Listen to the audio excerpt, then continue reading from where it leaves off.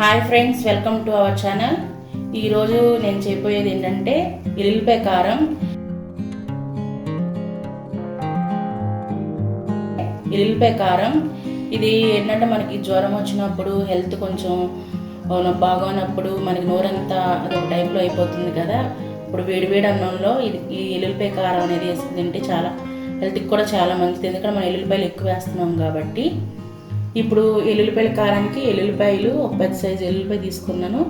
అలాగే కారం, ఉప్పు. మళ్ళీ ఇలాగే తినక్కర్లేదు, మనం ఏంటంటే తాలింపు పెట్టుకుంటాము. తాలింపు కూడా పెట్టుకుంటే చాలా బాగుంటుంది.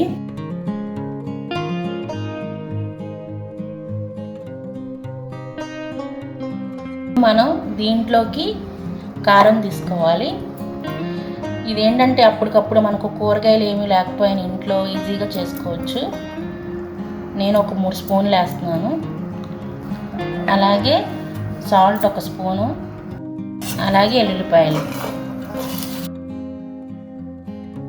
ఇంకా నూరాలన్నమాట. ఈ వెల్లుల్లిపాయ మొత్తం ఈ ఉప్పుకి, కారానికి అన్నిటికీ మొత్తం పట్టేలాగా నూరుకోవాలన్నమాట. ఇది మిక్సీలో కన్నా ఇలా రోట్లో వేసి నూరుకుంటేనే ఈ వెల్లుల్లిపాయ కారం బాగుంటుంది. మీకు ఇలా నూరుకోవడానికి లేకపోతే మిక్సీలో కూడా వేసుకోవచ్చు, కాకపోతే దీనంత టేస్ట్ రాదనమాట. ఇప్పుడు ఇందులో ఒక 1/2 టీ స్పూన్ జీలకర్ర వేసుకోండి. ఇది వేసుకుంటే మీకు హెల్త్కి చాలా మంచిది, టేస్ట్ కూడా బాగుంటుంది అన్నమాట. జీలకర్ర మనం ఎల్లిపాయలు ఎక్కువ వేసుకున్నాం కదా, అలాగే ఈ జీలకర్ర కూడా వేసుకుని నూరుకుంటే చాలా టేస్టీగా కూడా ఉంటుంది.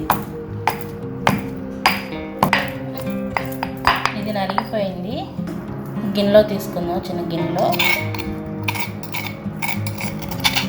సరే కదా, ఈ విధంగా ఇప్పుడు మనం దీన్ని పోపు పెట్టుకుందాము. ఇప్పుడు మనం కొద్దిగా ఆయిల్ వేసుకుందాము. ఆయిల్ వేసుకోవాలి. ఇది తాలింపు దినుసులు ఒక 1/2 టేబుల్ స్పూన్ తాలింపు దినుసులు వేసాను. అలాగే మిర్చి ఒకటి, ఒక కరివేపాకు, కొద్దిగా ఇంగువ. ఇప్పుడు ఇది కాగిపోయి స్టవ్ ఆఫ్ చేసుకున్నా. ఇప్పుడు ఇందులోకి తిరగమాత వేసుకుందాం.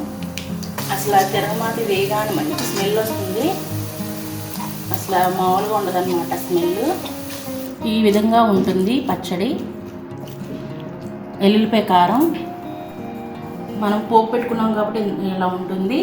మీకు కనుక ఈ వీడియో నచ్చినట్టయితే లైక్ చేయండి, షేర్ చేయండి, సబ్స్క్రైబ్ అవ్వండి. Thank you.